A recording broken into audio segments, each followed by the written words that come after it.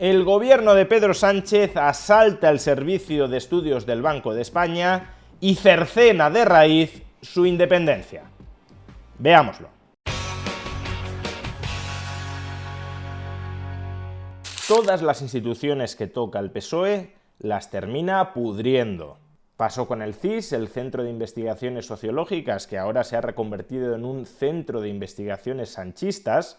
y ahora ha vuelto a pasar con el Banco de España. En septiembre del año pasado, el gobierno de Sánchez nombró nuevo gobernador del Banco de España al exministro socialista José Luis Escrivá. Es decir, que en lugar de nombrar a un técnico independiente como nuevo gobernador del Banco de España, colocó a un político dependiente de Pedro Sánchez al frente del Banco de España. No solo eso, rompiendo con la costumbre de que al gobernador del Banco de España lo escogiera el gobierno y al subgobernador lo escogiera la oposición, en esta ocasión Pedro Sánchez decidió nombrar a la vez al gobernador y a la subgobernadora del Banco de España. Y por supuesto también escogió a dedo a otros varios consejeros, algunos procedentes también del propio gobierno socialista y otros a petición de los socios parlamentarios del PSOE, como por ejemplo Esquerra Republicana de Cataluña. Todos estos movimientos hacían pensar, claro, que lo que pretendía Pedro Sánchez con el Banco de España era reproducir la misma degradación institucional que había ejecutado con el CIS, con el Centro de Investigaciones Sanchistas. Someter por entero a este organismo a las necesidades y a los caprichos propagandísticos del gobierno del PSOE. Y en efecto, durante estos días se ha producido un golpe de timón o incluso un golpe de Estado dentro del Servicio de Estudios del Banco de España. Y es que el pasado 20 de mayo, hace 2 días, se presentó el documento anual más importante del Banco de España, el informe anual sobre la situación de la economía española. Y en ese informe había varias cosas raras. La primera es que su extensión era 1/3 inferior a lo que solía ser. La segunda es que, a diferencia de todos los informes anteriores,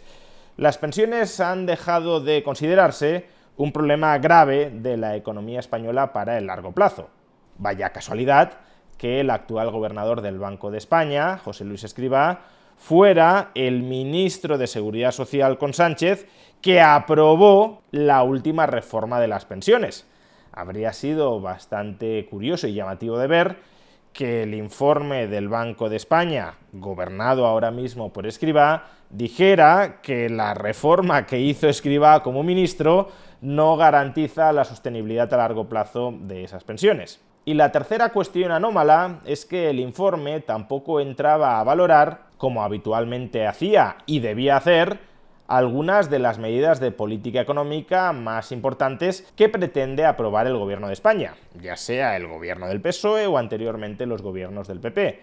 Por ejemplo, el informe anual de la economía española no analiza cuáles van a ser los efectos de la reducción de la jornada laboral o de la condonación de la deuda autonómica por parte del gobierno central. Todo esto, como digo, era bastante sospechoso.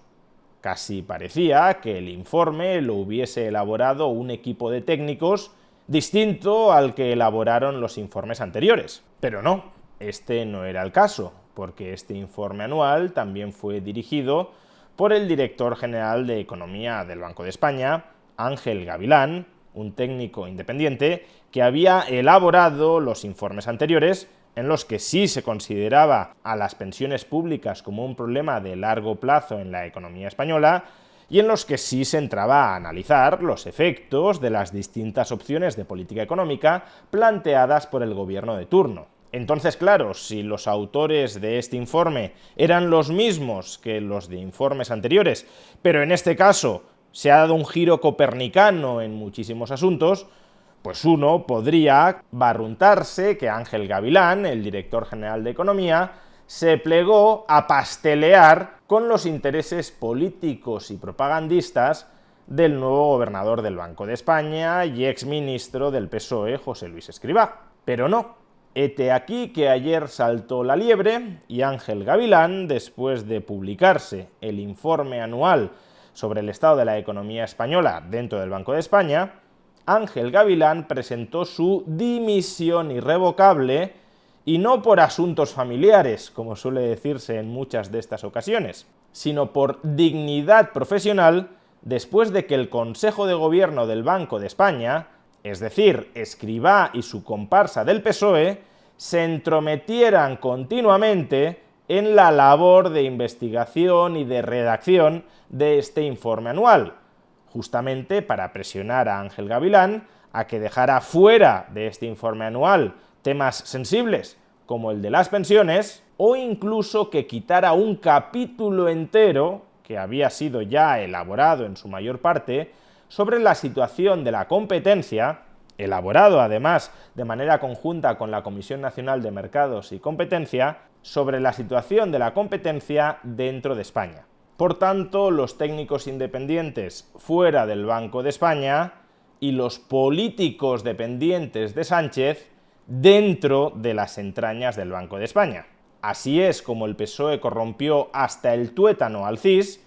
y así es como el PSOE está corrompiendo hasta el tuétano al Banco de España. Y cuidado, con esto no estoy diciendo que la persona que termine sustituyendo a Ángel Gavilán como director general de Economía del Banco de España no vaya a ser una persona técnica, porque además los requisitos del concurso imponen que sea una persona técnica. Lo que sí estoy cuestionando es que vaya a ser un técnico independiente. Visto lo visto, cualquier persona que acepte ese puesto sabrá muy bien cuáles son los límites por los que puede deambular, qué temas puede tratar y qué temas no puede tratar, a qué conclusiones puede llegar y a qué conclusiones no puede llegar. Y probablemente ni siquiera será necesario que Escrivá, como representante de Pedro Sánchez al frente del Banco de España, le dé instrucciones muy claras sobre estos asuntos, porque cualquier economista mínimamente informado sobre la actualidad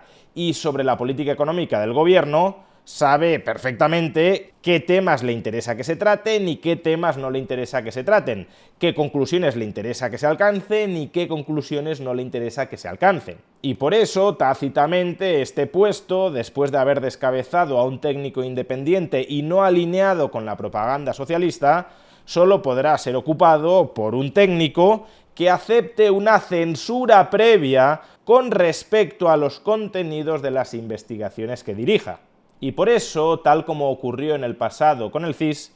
todo parece apuntar a que el Banco de España transitará desde un organismo público respetado a un desacomplejado órgano partidista de propaganda.